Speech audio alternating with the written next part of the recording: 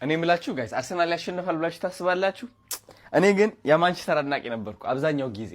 የአርሰናል አድናቂ መሆን ይመስለኛል። ለምን ስታዲየም የመጀመሪያ ጊዜ በህይወቴ ኳስ ጨዋታ ለማየት እየገባው ያለሁት የማን ጨዋታ ነው? የአርሰናል ጨዋታ ነው። ስለዚህ የአርሰናል አድናቂ ከሆንኩኝ እንዳትቀየሙኝ። ስፔሻሊ ካሸነፉ አብዳለሁ። ምንም ማድረግ አይቻልም ጋይስ። አም ሶ ኤክሳይትድ። ዛሬ ስታዲየም ገብቼ ከዲላን ፔጅ ጋር ኳስ ልናይ ነው፣ የአርሰናል ጨዋታ ማለት ነው። ወደ ሆቴል እየመጣ ነው አሁን። አም ሶ ኤክሳይትድ። ግን ከዛ በፊት የአርሰናል ማሊያ መግዛት አለብን። ልውጣና ልደናበር። ምንም ማቀው ነገር የለም፣ ከኔ ጋር ማንም ሰው የለም። አሁን ወጥቼ የአርሰናል ማሊያ እስከምገዛ አብራችሁ ተከታተሉኝ። ላይቭም ልገባ እችላለሁ። ላይቭ እንድገባ ትፈልጋላችሁ? እኔ ጨዋታው ሲጀምር ወዳችኋለሁ። ይኸው እነዚህ ነገሮች ነው ይዘን የገባ ነው። አንደኛ የአርሰናል ጀርዚ ያለ 2 ሳይዝ፣ አንዱ ይበቃኛል፣ እሱን ሞክረዋለሁ። ከዛ ደግሞ ሱሪ አለ፣ ይሄኛውም ጃኬት አለ ማለት ነው። እስኪ እንየው እንዴት አባቱ እንደሚያምርብኝ። ሌትስ ጎ። በስመ አብ ማስተጫዋች ነው የተመሰልኩት። የታባቱ ያምርብኛል። የአርሰናል ፋን መሆን ይላቸዋል። በቃ ታባቱ ያምራል። በጣም ጸዴ ልብስ ነው የመጨረሻ። በጣም አንድ ሳምንት ነው የቀረን ይሄንን ለማየት፣ ይሄንን ከኤአይ ጄኔሬቲቭ ወደ ትክክለኛ ፎቶ ለማየት ማለት ነው። አንድ ሳምንት ብቻ ነው የቀረን። የዛሬ ሳምንት ሰኞ ጠዋት ላይ ማለት ነው ስንነሳ የፕሪሚየር ሊጉ አሸናፊ የሆነው ክለብ ደጋፊዎች ነን እኛ አርሰናሎች ለማለት 2 ጨዋታ፣ አንድ ሳምንት ብቻ ነው የቀረን። ዛሬ ትልቁን ጨዋታ እናደርጋለን ከበርንሌ ጋር።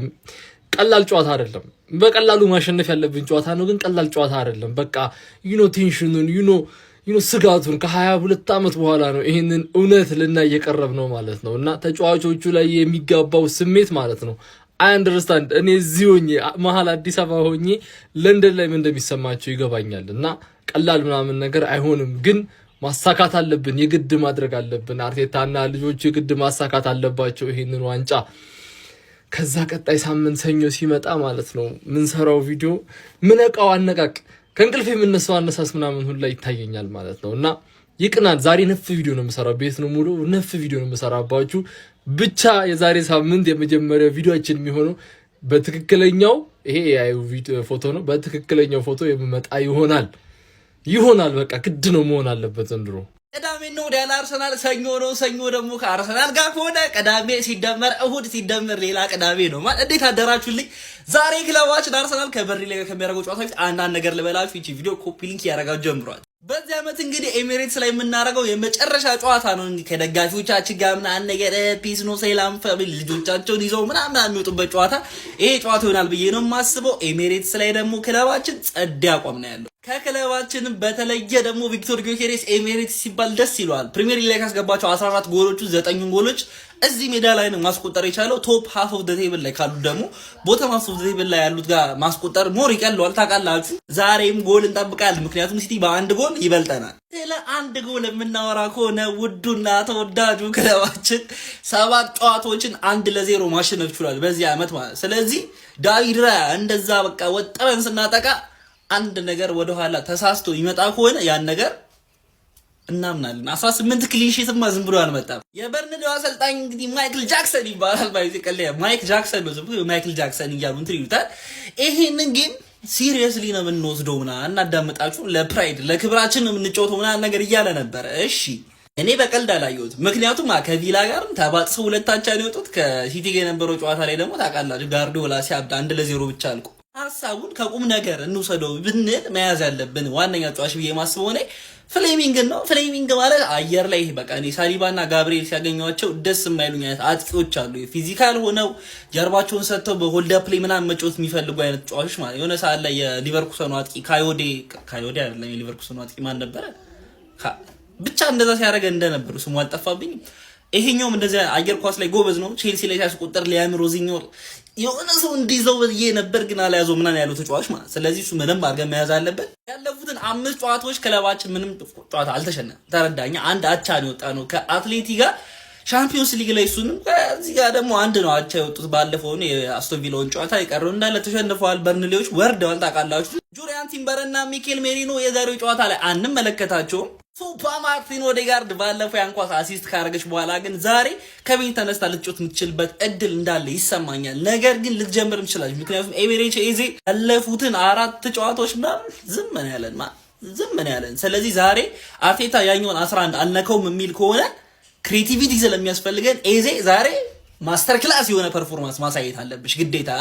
ከጀርባሽ ያለውን 10 ቁጥር ማስከበር አለብሽ ማለት። በርንሌ ከቶፕ 6ዎች ጋር እንግዲህ እስካሁን ድረስ ከማንም ጋር ማሸነፍ አልቻለም። አቻ ነው የወጣው ግን ብዙን ጨዋታ እየተመለከታችሁ። ስለዚህ ዛሬኛ እነሱ መላጥ አለብን፣ ከቻለም ብዙ ጎሎች ማስቆጠር አለብን። ከሚስቱ ጋር ከተፋታ በኋላ የ2026 የመጀመሪያ ጎሉን ማስቆጠር የቻለው ሊያንድሮ ትሮሳርድ የዛሬውን ጨዋታ ላይ ቋሚ ሆኖ ይጀምራል የሚል ሀሳብ ነው ያለኝ። አርሰናል ይሄንን ጨዋታ በሜዳውና በደጋፊው ፊት 4-0 ያሸንፋል ብዬ ነው የምገምተው። ምን እንደምታስቡ ኮሜንት ላይ አስቀምጡልኝ። ፎሎ፣ ኮፒ ሊንክ፣ ሼር እያረጋችሁ የማቻቾ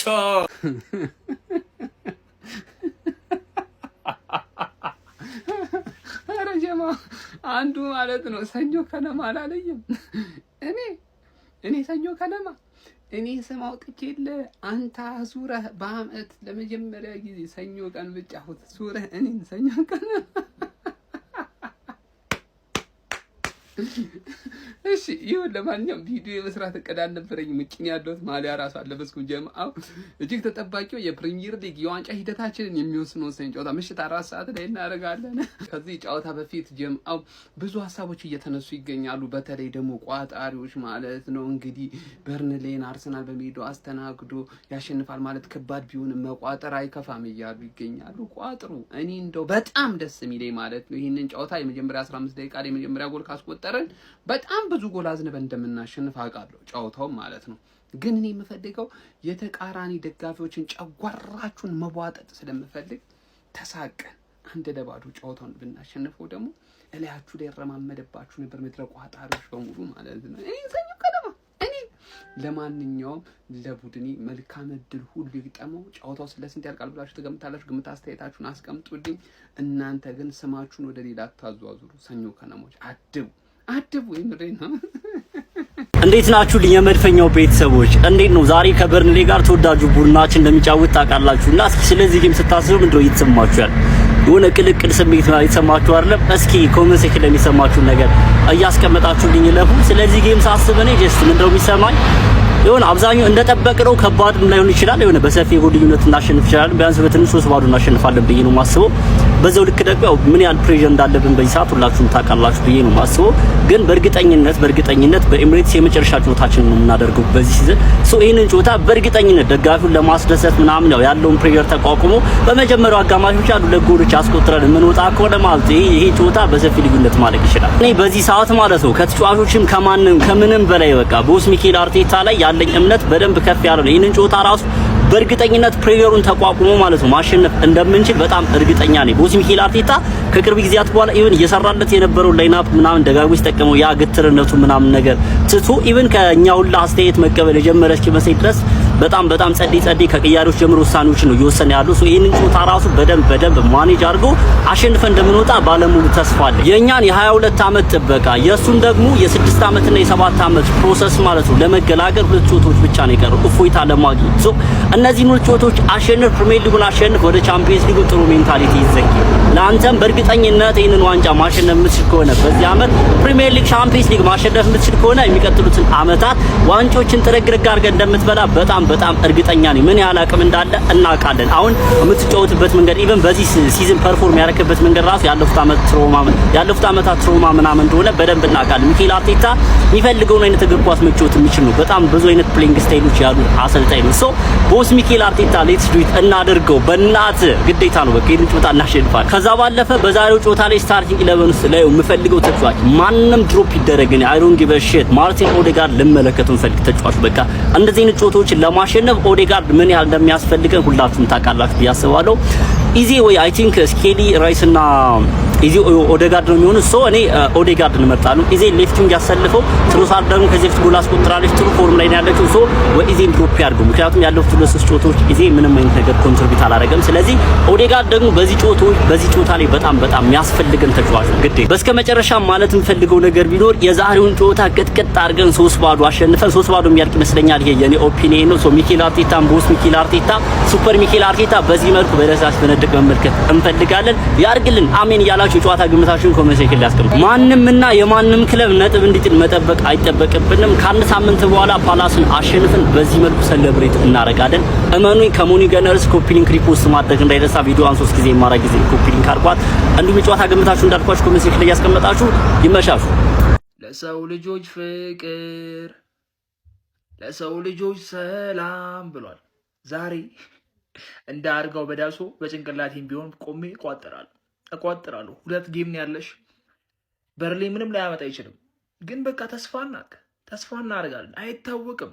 ሊቨርፑል 37ኛ ሳምንት ላይ 3-0 እየመራ ነው። 3 አቻ ወጥቶ ዋንጫውን ያጣው። ስለዚህ ተስፋ ይኖረናል። ተስፋ አለን። ተስፋ አንቆርጥም። እንቋጥራለን።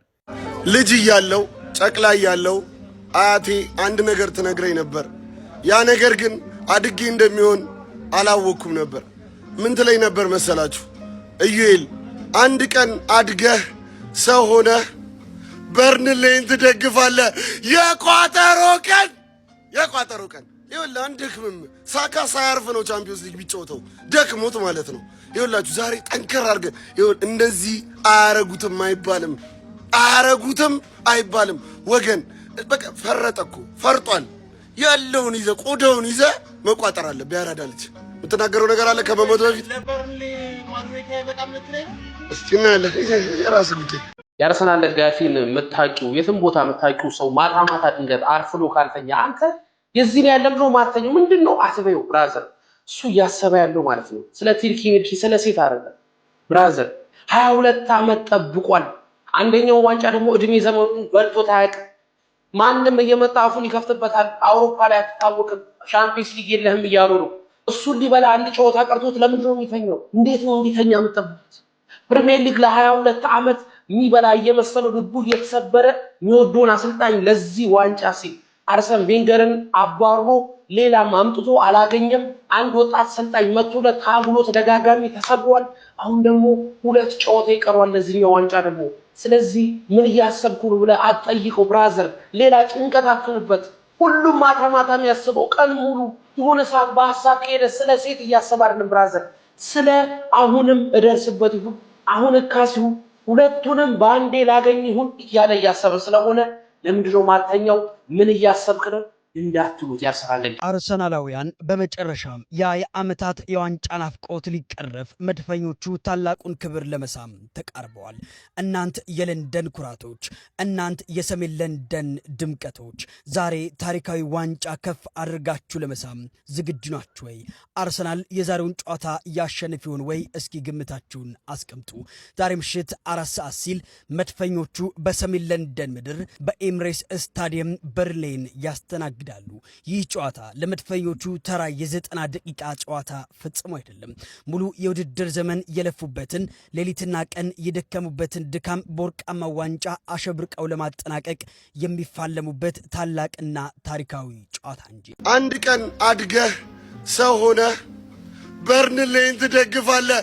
የቋጠሮ ቀን እንዲ ክፉ ነው ሀቢቢ። እኔ የዓለም ዋንጫም ላይ መታችሁ የቋጠሮ ቀን እንዳትሉ ነው የምፈራው እንጂ አሁን ዛሬ ጤነኛ የሆነ ሰው በተበላ ቁብ እንዴት ይገባል? እኔ አንድ ምክር የምመክራችሁ ማለት ነው፣ ነገ ዋንጫውን የማናረጋግጥ ከሆነ ምናልባት ሲቲ ነገ ካልጣለ ማለት ነው ነገ ይጥላል። ኖርማሊ ነገ የምናረጋግጥ ይመስለኛል። ግን እሱ ካልሆነ አንድ የመጨረሻ እድላችሁ ፓላስ ጨዋታ ላይ ሰብሰብ ብላችሁ ፍሬም ሆነ የሆነ ነገር ይዛችሁ እዛ ላይ መቋጠር ትችላላችሁ። ከዛ ውጭ ዛሬ የትኛው ምድር ያህል አግደንም ከማሸነፍ ማለት ብዙ ጎል አስቆጥረን ከማሸነፍ እንደዛ ነው የሚሰማኝና ስራችሁ አረጋችሁ ታበቃኛ ላይ መቋጠር አብዩል አውዝ ቢላሂ ሚነሽ ሸይጣን። እኔ እኮ እኩል ነው እንደማንኛውም 11 ተጫዋች ይዘን እኩል አስፈርመን እንገባለን። ሲዝኑ ሲጀምር በ0 ነጥብ ነው እኩል የምንጀምር። ጥር ላይ ሲደርስ አርሰናል ዋንጫ እንዳያነሳ ለ19ኙም ተወግድ። አረ ወዴት ነው ሻሽዬ? አረ ወዴት ነው? ብቻ ወዲዛ ነፍጫለሁ ወዲዛ ጥሩ ዝዛት ናችሁ። ምንም አይፈጠርም። በልተነዋል ይሄን ዋንጫ። ለበርንሌ ፍሬ ለበርንሌ ከእዴ ቀልድ አይደለም የተያዘው ፍሪኩ ነው። የኔ የለም ሲጀመር የኔ የለም። ገና ድሮ በራሴ ቲም ነው ይጋዩ። በራሳችሁ ከሆነ እሺ አማራጭ የለም። በራሳችሁ ከሆነ ያስማማለሁ። የኔ እንደሌለ ወቁ። ግን አማራጭ የለም። በራሳቸው እሺ ካሉ በቃ ምን ማድረግ ይቻላል እንጂ ይሄ የሚሆን ነገር ሁሉ አይደለም እኮ አይመስልም። በቃ ምንም ነው የማይመስለው። ይሄ ምን ማድረግ ይቻላል? ገባ አይደል? በቃ መጋፈጥ ነው እስከመጨረሻው። እንግዲህ እኔ ወደ ካርታ ምናምን እየፈለኩ ነው። ካገኘው አሳውቃችሁ። ፈርስታፍ አይተን ጨዋታውን የለውም እኔ የለውም እሱን ያዙልኝ። እንግዲህ ያው እናንተም ያዋጣውን ልንገራችሁ። በዚህ ፕሮሞ ኮድ ስትመዘገቡ 600% ቦነስ ታገኛላችሁ። የቴሌግራም ሊንክ ባዮ ላይ አለ። ከፈለጋችሁ በዚህም ሰርች አድርጋችሁ ይመጣላችኋል። የራሴ ቀመር አለኝ ካላችሁ ይሄው በዚህ ግን ፕሮሞ ኮድ ስትመዘገቡ 600% እንደምታገኙ ልንገራችሁ። ቀመር ከፈለጋችሁ አለ። የሌለው ግን ዛሬ ምንም ነገር ያለ አይመስለኝም። በርለኔ አይ በውጣ መንገድ ቶሎ ማዘጋጀቱ ነው የሚሻለው። ታላቅ የቋጠሮ ጥሪ ያመቱ ምጥጭ ያለ የመጨረሻ ቋጠሮ ዛሬ ከበርንሌይ ጋር አርሰናል ከበርንሌይ ጋር ይጫወታል። ተስፋ አትቆርጡም ወይ? ምን እኔ ተስፋ ማልቆርጥበትን ሁለት ምክንያት ልንገራ። አንደኛው ምክንያት አርሰናል እየመራ ስለሆነ ነው። ሁለተኛው ምክንያት አርቴታ ስለሆነ አሰልጣኛችሁ ማለት ነው። ሶስተኛው ደግሞ በእግር ኳስ ተስፋ መቁረጥ የሚባል ነገር ሲቲ ደጋፊ ስፔሻል የሆነ ታምበር ስለማይታሰብ ነው። ማይክል ጃክሰን፣ ካይል ዎከር በርንሌይ ዛሬ ውለታ ዋሉልን። የኢትዮጵያ ሕዝብ የእናንተን የመጨረሻ ውለታ ይፈልጋል። ስለዚህ የሚገርም ቋጠሮ ይኖረናል ማለት ነው። ኤምሬትስ ነው። በርንሌይ ወርዷል ይገባኛል፣ ግን በእግር ኳስ የማይቻል የማይፈጠር ታምር የለም። ከሞን በርንሌይ ይመቻችሁ። የሚገርም ቋጠሮ ቀን ነው ዛሬ። በሰኞ ቀን ደግሞ ይሳካል አባቴ። በርንሌይ የዛሬውን ጨዋታ ላታሸንፍ ነገር የለም። መወገም ምናምን ይባል ነገር የለም። እንደው ቢያልቅ ራሱ አንድ ባዶ ያልቅባል። ስለዚህ ቀለል አድርገህ ጨዋታውን አንደኛ ዓመት ሙሉ ነው የቋጠርነው። ስለዚህ ሲቲ እንዳይበለው የተቋጠረው ቋጠሮ በጣም ከባድ ነው። አሁን ወከር ምናምን የሚለን ሰብጦ በእናትህ እሱ አንዴ እድሜውን ስለጨረሰ ሲቲ ቤት በቃ ስለሚሰማው ምናምን ነው በቃ ምንም ሌላ ነገር የለውም። እናንተ ግን ህፃናት ናችሁ። ሌሎቻችሁ ቀጣይ ዓመት ስትመጡ ኢንቫይሮንመንት እንዳይቀየርባችሁ በቃ አሁን እንደዚህ አይነት ነገር ውስጥ አትግቡ። ስነግራችሁ ባጭሩ አትግቡ። ምን ፕሪሚየር ሊግ አትመለሱ። አርሰናልን ብታሸንፉ አትመለሱ። እዚህ ህፃናቱ ይሄ ዋንጫውን ከበሉ ማለት 3 ዋንጫ አግኝተው አይምራችን ላይ ነው የሚጨፍሩት። ስለዚህ ቀለል አድርገህ ለአንተ ለውጥ የለውም። ቀለል አድርገህ ታደርጋለህ። ባትፈልግም መሸነፍ አይቀርም፣ ግን ታደክማለህ ነው። ሰው ኢነርጂ አትግደል። ሰው ስንት ነገር አቅዶ ነው የሚመጣው። ስለዚህ ቷቷ አድርገሽ ምናምን ባላስባነነ ትጥያለሽ ነጥብ ማለት ነው። ይሄ ነው የኔ እቅድ። ባላስባነነ ሳይባነነብሽ ነው ደገፍ የምታደርጊው። የሆነ ስፔስ ብቻ ተው በቃ ለሹትም ለምንም ለጊጌሬሽም የሆነች ስፔስ ብቻ ተውለት፣ ድግፍ ያደርጋል። በቃ ይሄ ልልሽ ይመቻችሁ። አርሰናል ከበርንሌይ ዛሬ እንግዲህ ለሚያደርጉት ጨዋታ የኔን ምርጥ 11 እናወጣለን ማለት ነው። ከበረኛ ስንጀምር እንግዲህ ዳቪድ ራያ ሰሞኑን ብዙ ተጫውቷል። እረፍት ያስፈልገዋል።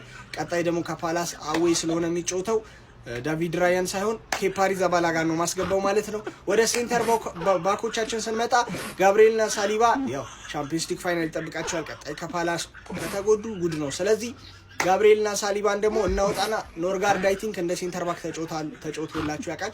ኖርጋርድንና ሞስኬራ እናረጋለን ሴንተር ባክ ላይ። ወደ ራይት ባክ ስንመጣ ቤን ዋይት አይ ቲንክ ተጎድቷል የሚባል ነገር አለ። ተጎድቷል ግን ለበርንሌይ ስለማያንስ ስቲል አሪፉን ስኳድ ቁጭ ማድረግ ይኖርብናል። ቲምበር ቢሻለውም ቤን ዋይት ይሻላል። እንደተጎዳም ቢሆን ይጫወትልን ቤን ዋይት ነው የሚሻለው። ወደ ሌፍት ባክ ስንመጣ ካላፊዮሪ ምርጥ ነው ሲያጠቃ ምናምን ምርጥ ስለሆነ እሱም ለፓላስና ለእንትና ይቀመጥ ለፒኤስጂ ሂንካፔን እናመጣዋለን ማለት ነው። ወደ ሴንተር ሲዲኤም ደግሞ ስንመጣ ዴክላን ራይስ በኢየሱስ መረ ፈረስ ነው እንዴ? ዝም ብለህ እያስጋለብከው ይደክመዋል። ዛሬ ቢገባ ይጎዳል። ጭራሽ ዴክላን ራይስ አይገባም። ስለዚህ መሀል ላይ ማርቲን ዙቢሜንዲ ብቻዋን እናደርጋታለን ማለት ነው። ትቆጣጠርናለች ብለን እናስባለን። ዴክላን ራይስን ተውት። አንድ ተጫዋች ቢጎልም ኖርማል ነው። ሌላ የዴክላን ራይስን ተጠቂ አናስቀምጥም ጭራሽ።